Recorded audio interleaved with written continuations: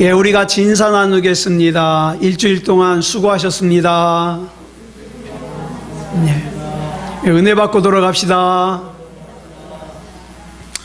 예, 이 시간에는 로마서 1장 1절부터 2절 말씀까지 읽었습니다. 은혜 받을 말씀의 제목은 하나님의 나라 안에서의 존재 목적입니다. 하나님의 나라 안에서의 존재 목적.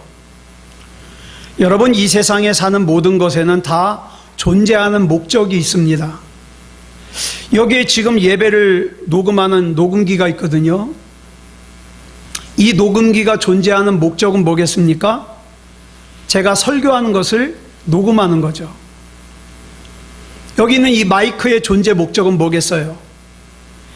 저의 소리를 더 크게 증폭시켜서 들려지게 하는 거죠.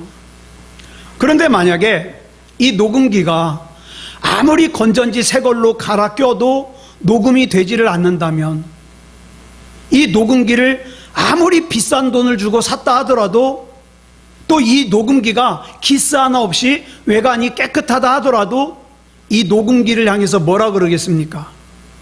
쓸모 없다 그러겠죠. 여러분, 요즘에 핸드폰 가격이 다 거의 다 100만 원이 넘잖아요. 그런데 이렇게 비싼 핸드폰의 디자인이 아무리 멋있게 나왔고 또 여러 가지 다양한 기능이 있고 상태가 아무리 깨끗해도 아무리 충전을 해도 충전이 되질 않고 전화를 걸을 수도 없고 또 문자를 사용할 수도 없다. 그러면 뭐라고 얘기를 합니까? 쓸모 없다고 얘기를 합니다. 그렇다면 반대로 쓸모 있다는 말은 무슨 뜻입니까? 쓸모 있다. 내가 존재하는 목적에 맞는 기능을 할 때 쓸모 있다 그러는 거죠. 쓸모 있다. 이 녹음기는 언제 쓸모가 있냐? 잘 녹음이 될 때 쓸모가 있는 거예요. 마이크는 언제 쓸모가 있냐? 소리를 잘 증폭시켜주면 쓸모가 있어요. 핸드폰은 언제 쓸모가 있냐? 전화통화도 되고 문자도 되고 카카오톡도 되고 그러면 쓸모가 있는 거예요. 즉, 어떤 물건이 존재하는 목적에 맞게 그 기능을, 그 작동을 잘 할 때 그걸 뭐라 그럽니까? 쓸모가 있다 그러는 거죠. 녹음기나 마이크나 또 핸드폰이 아무리 디자인이 예쁘고 기스 하나 없이 깨끗이 생겼다 하더라도 자기가 존재하는 목적의 기능을 하지 못하면 쓸모가 없는 거예요. 여러분, 저와 여러분은 모두 가치 있는 인생을 살고 싶어 합니다. 저도 정말 가치 있는 삶을 살고 싶어요. 그런데 여기서 말하는 가치 있는 삶이란 뭡니까? 다른 말로 바꾸면 쓸모 있는 삶이에요. 쓸모 있는 삶. 그러면 쓸모 있는 삶을 살기 위해서 가장 중요한 게 뭐겠어요? 좋은 학벌입니까? 그거 필요해요. 돈입니까? 돈 필요해요.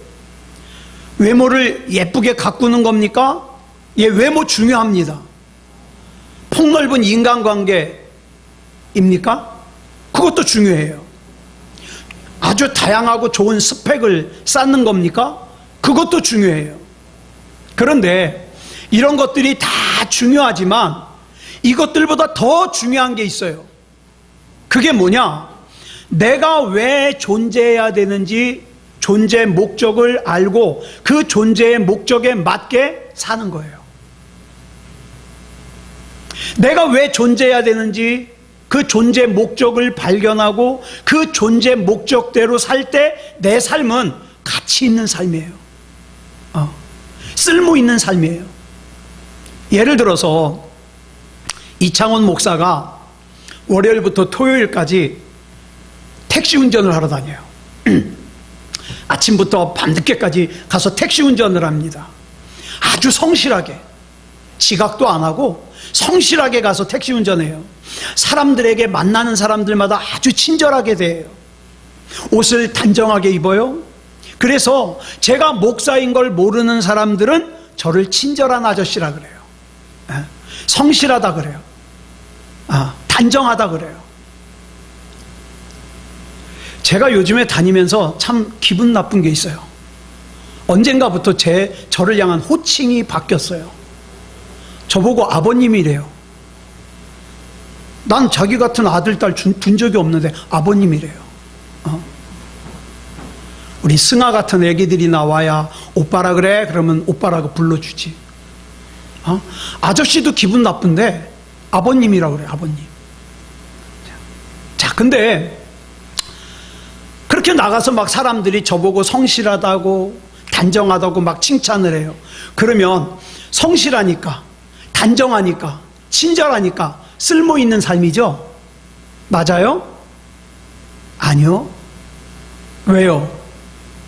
그게 저의 존재 목적이 아니기 때문에 그래요. 그죠? 네. 저의 존재 목적이 아니에요.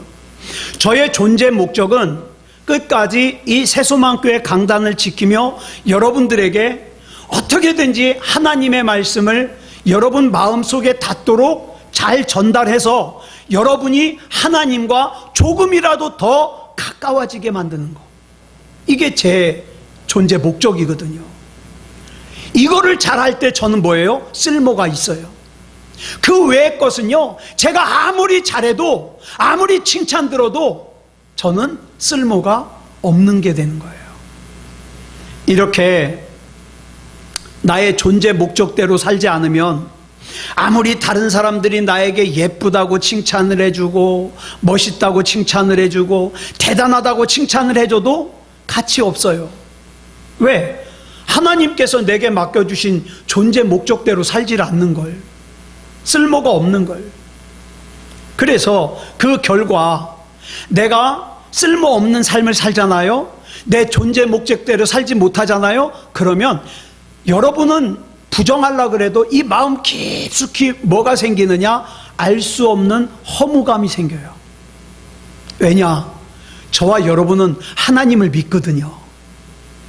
그리고 하나님께서 내게 뭔가 존재 목적을 주셨다는 걸 알거든요. 근데 내가 그거대로 살지 못하니까 어딘지 모르게 나는 열심히 사는데 허무한 거예요. 이 허무함을 로마서 1장 28절에 뭐라고 표현하고 있느냐? 상실한 마음, 이렇게 표현하고 있어요. 다시 말해서 로마서 1장에서 말하는 상실한 마음은 뭐냐? 내가 존재해야 되는 목적, 가치를 상실한 상태. 즉 내가 쓸모없는 상태가 된 상태를 뜻해요. 자기 딴에는 하나님을 떠나서 예배를 떠나서 열심히 산다고, 즐겁게 산다고, 성공해 보겠다고 애를 쓰지만 존재 가치, 존재 목적을 잃어버린 상태로 사는 인생은 가치가 없어요. 쓸모가 없어요. 근데 또 로마서 1장을 보니까 그렇게 사는 사람을 향하여 하나님의 진노가 임하는데, 하나님의 진노가 어떻게 임한다 그랬느냐? 그 상실한 마음의 상태에 그대로 살도록 내버려둬요. 내가 이렇게 죄를 졌는데도 아무 일도 안 일어나네? 계속 죄 져야지. 내가 이렇게 내 맘대로 살았는데도 괜찮네? 계속 이렇게 살아야지. 그냥 내버려둬요. 언제까지? 심판대 앞에 서게까지. 그러므로 먼저 하나님께서 나를 왜 존재하게 하셨는지 그 존재 목적을 아는 게 중요해요. 그리고 여러분들이 성령님께서 깨닫게 해주셔서 내 존재 목적대로 살지 못할 때 징계하실 때가 있어요. 즉각적으로. 그러면 여러분 감사하세요. 왜? 하나님께서 저와 여러분에게 심하게 징계를 안 하는 거거든요. 진짜 징계는 뭐라고요? 그대로 죄짓고 살도록 내버려 두는 거라고요. 그런데 이거보다 더 중요한 문제가 있어요. 이 녹음기의 존재 목적, 마이크의 존재 목적, 또 핸드폰의 존재 목적은, 자 보세요. 녹음기가 방 안에 혼자 있다가 오랜 시간 동안 묵상을 하다가 나의 존재 목적은 이창원 목사의 설교를 녹음하는 거구나, 이걸 깨달아가지고 결정했을까요? 또 마이크는 이창원 목사의 설교를 증폭시키는 게 내가 존재하는 목적이구나, 이걸 깨달았을까요? 아니면 이 녹음기나 마이크 자기 자신이 아닌 외부에서 존재 목적을 정해줬을까요? 여러분, 바보가 아닌 이상해야 녹음기나 마이크가 혼자 묵상하다가 자기 존재 목적을 깨달았겠어요? 외부로부터 누군가가 존재 목적을 부여했겠죠.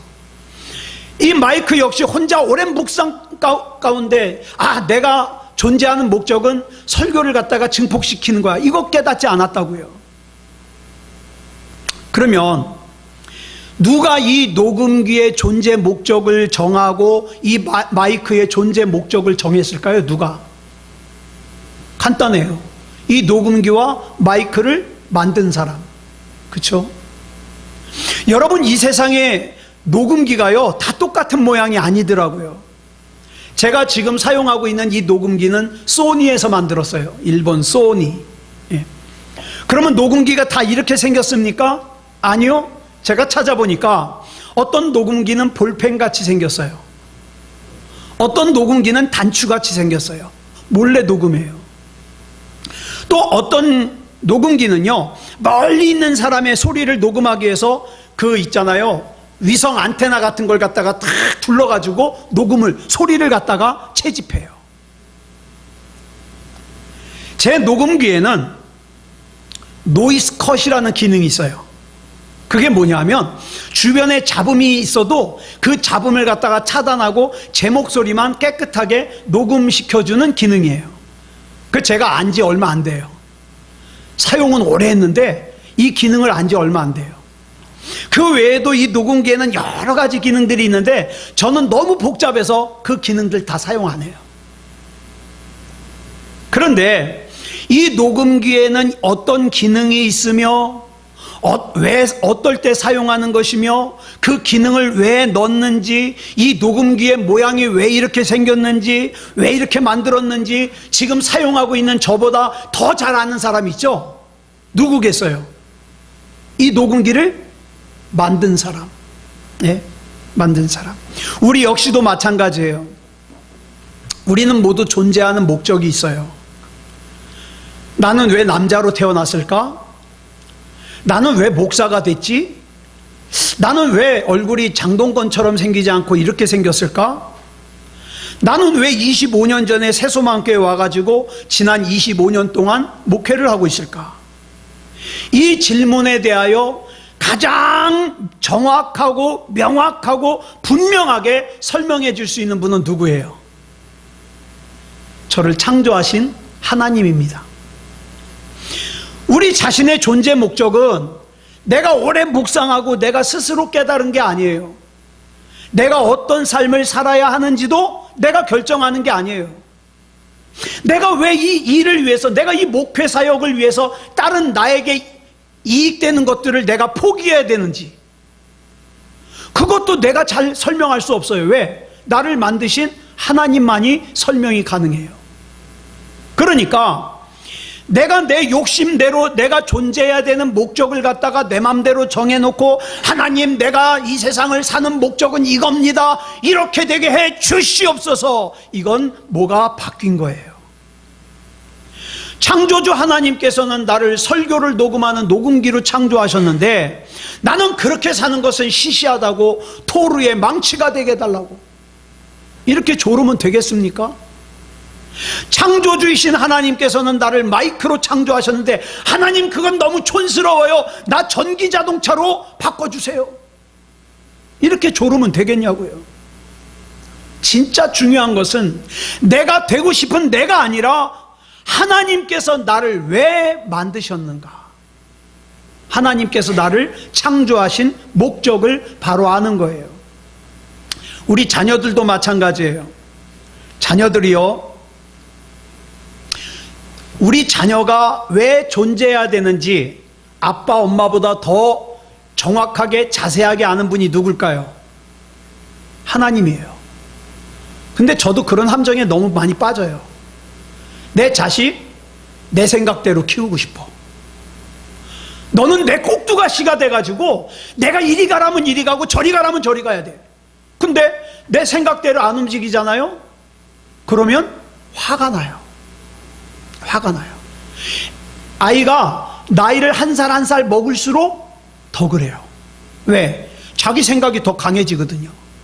근데 그걸 알면서도 내 생각대로 안 되면, 야, 너는 내 딸이야, 너는 목사 딸이야, 그러면서 내 생각대로 되기를 막 주입하는데 그대로 안 되잖아요. 짜증이 나요. 근데 저는 정답을 알아요. 그렇게 하면 안 된다는 거. 왜? 내 딸이기 전에 하나님께서 창조하셨거든요. 그러면 또다시 이렇게 기도합니다. 하나님, 하나님께서 책임져 주셔요. 예. 무슨 생각하는지, 무슨 결정하는지 하나님이 책임져 주셔요. 그러다가 나중에 또 같은 잘못을 또 저질러요. 그게 접니다. 그런데 교육학을 전공한 어떤 분이 말하기를, 최고의 자녀 교육이 뭐냐? 나쁜 길로 빠지지만 않게 그냥 놔두는 게 가장 좋은 교육이래요. 그게 제가 저희 집 아이한테 투덜거리면 저희 집사람이 그래요. 여보, 당신 딸만큼 착한 애 없어. 당신 딸만큼 괜찮은 애 없으니까 믿어. 난 못 믿겠는걸. 그러다가 생각하는 게 뭐예요? 내가 이 아이를 못 믿겠는 건 이 아이를 못 믿는 게 아니라 이 아이를 책임지시는 하나님을 못 믿는 거구나. 그러면서 또 뭐라 그래요? 하나님, 책임져 주세요. 믿을게요. 제가요 5만 가지 왔다 갔다 해요. 왔다 갔다. 딸아이 키우는 것뿐만 아니라 매사에 그런 것들이 많아요. 자, 보세요. 근데 여러분, 자녀를 키워보신 분 알겠지만 그렇게 놔두는 게 쉽습니까? 그냥 놔뒀다가 우리 아이가 다른 애들한테 뒤처지면 어떡해? 또 믿음이 있는 부모님들은 그냥 놔뒀다가 우리 아이 천국 못 가면 어떡해? 그게 불안한 거라. 그쵸? 그러니까 또 잔소리하게 되고. 그러는 과정 속에서 실수하는 게 뭐냐? 자녀의 존재 목적을 부모인 내 입맛대로 바꾸려고 그러는 거예요. 여러분, 그거 잘못입니다. 근데 분명히 말씀드려요. 그것이 잘못이라는 걸 알면서도 이창원 목사도 매 순간 잘못하는 부분이에요. 여러분을 누가 보냈는지는 이창원 목사가 설명해 줄 수 있지만, 여러분을 누구에게 보냈는지, 여러분을 왜 보냈는지는 죄송합니다, 이창원 목사가 설명 못 해드려요. 그건 여러분 자신이 하나님 만나서 설명을 들으셔야 될 부분이에요. 사도 바울은 예수님을 만나고 난 후에 자기가 존재해야 되는 진짜 목적, 진짜 이유를 깨달았어요. 그렇기 때문에 예수님을 만난 후에 사도 바울이 자기를 소개할 때마다 뭐라고 소개하느냐? 보냄을 받은 자라고 소개합니다. 보냄을 받은 자. 그러면 사도 바울이 예수님을 만나기 전에는 자기를 뭐라고 소개했을까요? 빌립보서 3장 5절로 6절에 보니까 예수님을 만나기 전에 바울이 자기를 소개했던 내용이 나와요. 같이 읽겠습니다. 시작. 나는 8일 만에 할례를 받고 이스라엘 족속이요 베냐민 지파요 히브리인 중에 히브리인이요 율법으로는 바리새인이요 열심으로는 교회를 박해하고 율법의 의로는 흠이 없는 자라. 예수님을 만나기 전에 바울은 자기 혈통을 자랑했어요. 가문을 자랑했어요. 자기 학벌을 자랑했어요. 자기 스펙을 자랑했어요. 한마디로 말해서 자기가 얼마나 대단한 사람인가를 자랑한 거예요. 나 영어 잘해. 나 좋은 대학 나왔어. 나 우리 집안 빵빵해. 이런 거 자랑했어요. 그랬던 사도 바울이 다메섹으로 가던 길에 예수님을 만난 후에 진짜 자기가 존재해야 되는 이유와 목적을 깨닫게 되거든요.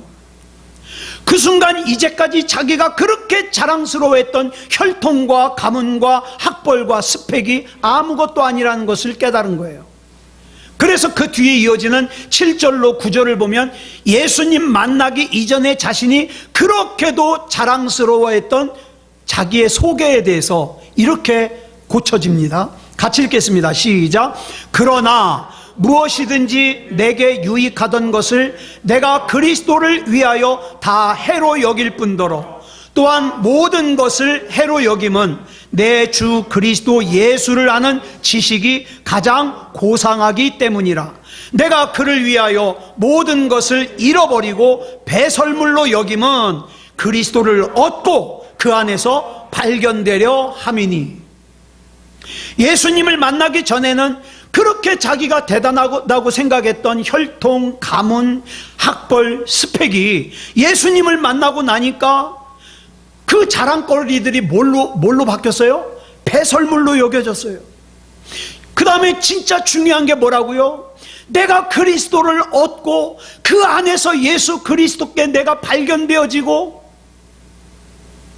구원받는 것, 이게 가장 중요한 존재 목적이 되더라는 것을 깨달은 거죠. 사도 바울은 이 진리를 깨닫고 이 깨달음의 자리에 저와 여러분도 초청하는 거예요. 그리고 바울은 자기의 존재 목적과 연관하여 로마서 1장에서 복음을 이렇게 설명합니다. 왜? 사도 바울은 복음을 위해서 부르심을 받았거든요. 이제 그게 자기의 존재 목적이거든요. 그러면 복음이 뭐냐? 로마서 1장 2절에 보니까 복음을 이렇게 설명하죠. 시작.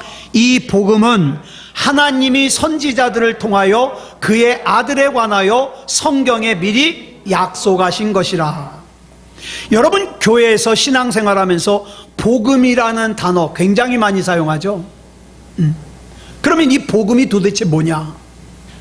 사도 바울이 이 복음을 정확하게 설명합니다. 로마서 1장 2절부터 4절까지 이 복음을 정확하게 설명하고 있는데, 복음이 뭔가 같이 보겠습니다. 시작. 이 복음은 하나님이 선지자들을 통하여 그의 아들에 관하여 성경에 미리 약속하신 것이라.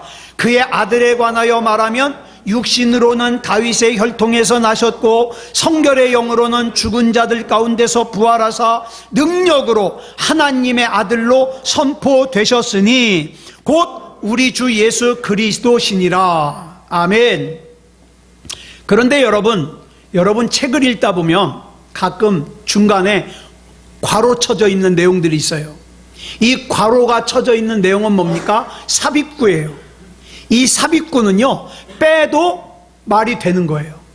있으면 자세하게 설명해 주는데 빼도 말이 돼요. 근데 여기에는 삽입구가 들어가 있어요. 삽입구. 그러니까 빼고 읽어도 되는 거죠. 이 로마서 1장 2절부터 4절까지 보면 복음을 설명하면서 삽입구가 들어가 있는데, 그 삽입구가 어디서부터 시작되냐? 이 복음은 다음부터 설명하는 게 삽입구예요. 우리 한번 읽어볼까요? 삽입구만. 시작. 하나님이 선지자들을 통하여 그의 아들에 관하여 성경에 미리 약속하신 것이라.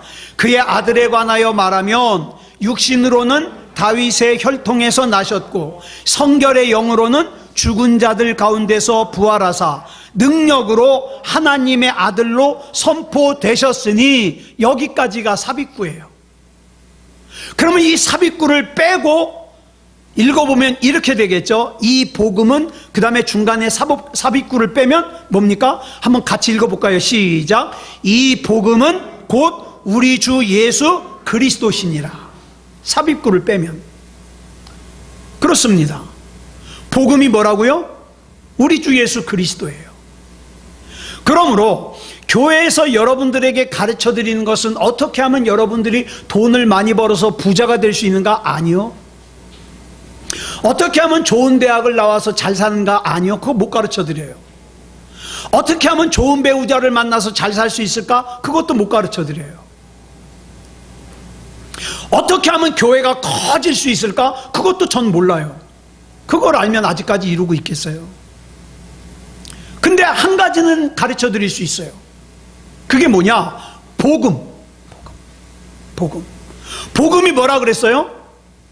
예수 그리스도. 복음은 예수 그리스도예요. 그렇기 때문에 이 복음을 정확하게 알려면 반드시 두 가지를 알아야 돼요. 첫째, 예수님이 누구냐? 둘째, 예수님이 무슨 일을 하셨냐? 그러니까 여러분, 이제까지 우리가 막 설교를 계속 나눈 그 내용들을 정리하면 뭐예요? 간단해요. 예수님이 누구냐? 예수님이 무슨 일을 하셨냐? 이거예요. 그렇다면 여러분이 믿으시는 예수님은 도대체 누구십니까? 예수님이 도대체 누구시기에 우리 믿음의 선배들 중에서 많은 분들이 이 복음을 전하다가, 이 복음을 지키다가, 이 복음 때문에 순교까지 했겠습니까? 자기 전 재산을 빼앗기기까지 했겠습니까? 왜요? 이 복음은 모든 믿는 자에게 구원을 주시는 하나님의 능력이기 때문에. 그렇기 때문에 만약 예수님이 하나님이라고 선포하는 것 때문에 내가 박해를 받아야 된다? 그럼 받아야 돼요. 네. 문선명이, 박태선이, 이만희가, 장길자가, 한학자가 자기가 하나님이라 그러는데, 정명석이 자기가 하나님이라 그러는데 아니야, 너 하나님이 아니야, 이렇게 말하는 것 때문에 박해를 받아야 된다? 그럼 받아야 돼요. 여러분, 복음을 전하는 게 쉽습니까? 어렵습니다. 절대 쉽지 않아요. 그래서 디모데후서 1장 8절을 보면 사도 바울이 영적인 아들인 디모데에게 편지를 하기를 이렇게 편지를 합니다. 시작. 오직 하나님의 능력을 따라 복음과 함께 고난을 받으라. 아직은 통과되지 않은 법인데, 여러분 차별금지법이라고 많이 들어보셨죠? 이 차별금지법이 우리나라에서 언제 제일 처음에 발의가 되느냐? 2007년도 노무현 대통령 때 처음에 발의가 됐어요. 근데 계속 발의만 되고 처리 안 되다가 지난 20대 국회까지 7번이나 국회 때마다 이 법안이 나오는 거예요. 그리고 나서 2020년 21대 국회에 들어서 정의당 국회의원인 장혜영 의원이 시작으로 4명이 발의를 해가지고 법안을 발의했지만 기독교를 대표로 해서 극렬하게 반대하는 바람에 무산됐죠. 그러다가 이 법안이 올해 5월 25일 법제사위원회 민주당 주도로 공청회를 개최하면서 또다시 입법 논의가 시작이 됐어요. 그러니까 15년 만에 다시 시작이 된 거죠. 여러분, 이 차별금지법이 뭐냐면 이거예요.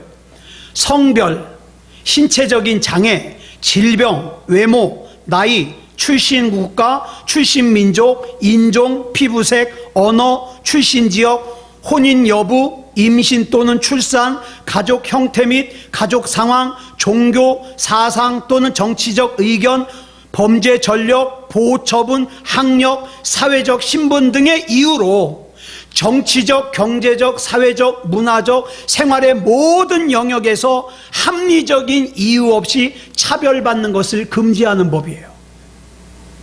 좋은 법이에요. 여러분, 차별금지법은요, 좋은 법이에요. 근데 여기서 문제가 있어요. 여기 법의 내용 가운데 합리적인 이유 없는 차별, 이 내용을 가지고 사람들이 장난을 치는 거예요. 어떻게 장난을 치냐? 이 내용을 잘못 적용하면 이 법안이 통과되잖아요. 강단에서 이창원 목사가 예수에게만 구원이 있다고 얘기를 하면 종교 편향주의로 고발을 당합니다. 실제로 그렇게 설교를 하다가 영국 같은 데서는 목회자가 붙잡혀가는 일들이 많이 있었어요.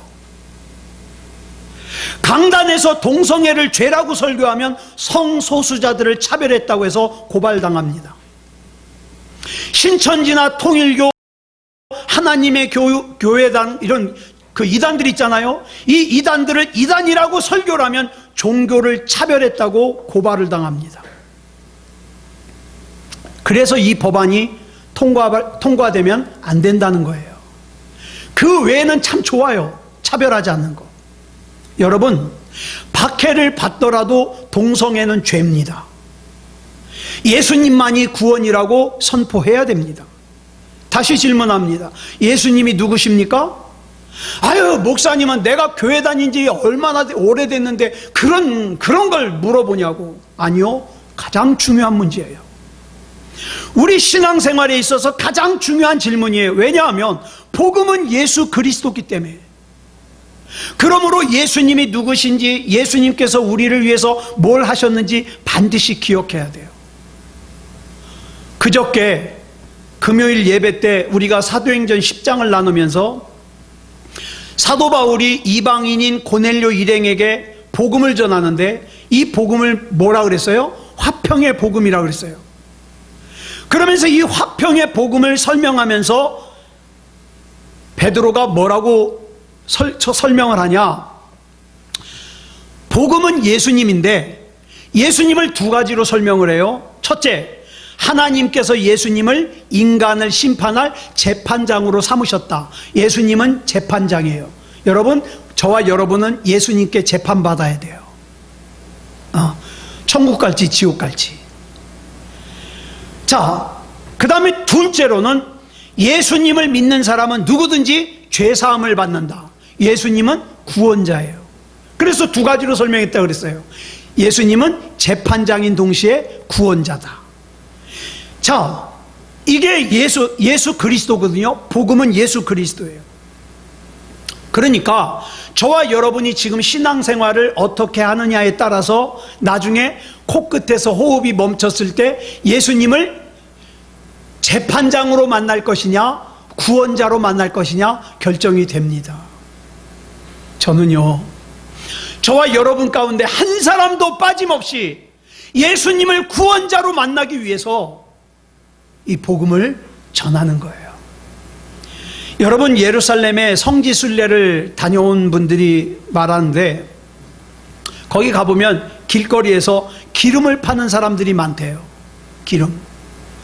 이 병 속에 들어있는 기름은 먹는 기름이 아니라 얼굴이나 이런 데 바르는 기름이에요. 왜냐하면 팔레스타인의 기후가 굉장히 건조하고 뜨겁기 때문에 사람들의 피부를 상하게 해요. 그래서 이 기름을 사가지고 어떻게 해요? 얼굴도 바르고 이 피부를 진정시키는 거죠. 그런데 참 특이한 게, 기름병은 크기가 비슷한데 비싼 기름이 있고 싼 기름이 있다는 거예요. 자, 그럼 두 기름의 차이가 뭐냐? 비싼 기름은요, 얼굴에 바르자마자 1, 2분 안에 다 스며든대요. 그런데 싼 기름은요, 그저 피부에는 스며들지도 않고 얼굴만 번질번질하게 만드는 거죠. 근데 여러분, 우리 영성도 그래요. 우리 믿음도 그래요.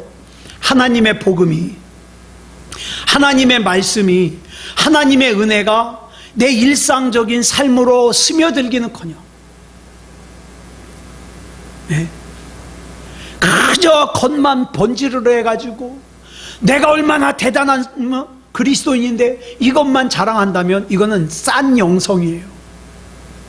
그런데 금요일날 말씀드렸죠. 고넬료 일행이 성령을 받았는데 그 성령 받기까지 어떻게 했다고요? 막 통성기도를 하거나 막 찬송을 오래 불러서 된 게 아니라고요. 어떻게 했어요? 베드로가 설교하는 것을 갖다가 집중해서 들었더니 성령이 임했어요. 여러분, 하나님의 말씀을 집중해서 듣고 그것을 내 영혼에 흡수해 드릴 때에 그 영성은 아주 비싼 영성이 되는 거예요. 귀한 영성이 되는 거예요. 다시 한번 말씀드립니다. 복음은 예수 그리스도이십니다. 그리고 예수 그리스도는 모든 믿는 자에게 구원을 주십니다. 예수 그리스도는 하나님의 능력입니다. 예수 그리스도는 사람을 차별하지 않으십니다. 이 복음이, 이 은혜가 이 시간 저와 여러분 안에 깊이 스며들어서 저와 여러분이 진짜 믿음다운 믿음, 그리스도인다운 그리스도인, 성도다운 성도가 되어서 하나님께 영광 돌리고 이 땅에서 승리하는 삶을 사는 그런 저와 여러분이기를 그리스도 예수님의 이름으로 축복합니다. 기도하겠습니다. 사랑의 아버지 하나님, 감사합니다. 하나님의 은혜 가운데 여기까지 왔습니다. 부족하고 연약한 우리를 하나님의 나라 삼아주시고 또 하나님 나라로서 복을 얻게 하시고 또 이제 하나님의 나라로서 내가 왜 존재해야 되는지 존재 이유와 목적을 알고 살게 하시니 감사합니다. 세상과 타협하지 말게 하시고 내게 남아있는 이 호흡의 시간 동안 더욱더 하나님 앞에 믿음다운 믿음이게 하시고 영광 돌리는 삶을 살게 하여 주시옵소서. 우리 가운데 내가 왜 살아야 되는지 존재 이유와 목적을 모르고 사는 사람 한 사람도 없게 하여 주시고 그 존재 이유와 목적에 맞게 살아 가치 있는 인생이 되게 하시고 쓸모 있는 인생이 되게 해 주시옵소서. 우리 주님께서 붙잡아 주실 줄 믿사오며 그리스도 예수님의 이름으로 간절히 기도드려 싸움나이다. 아멘.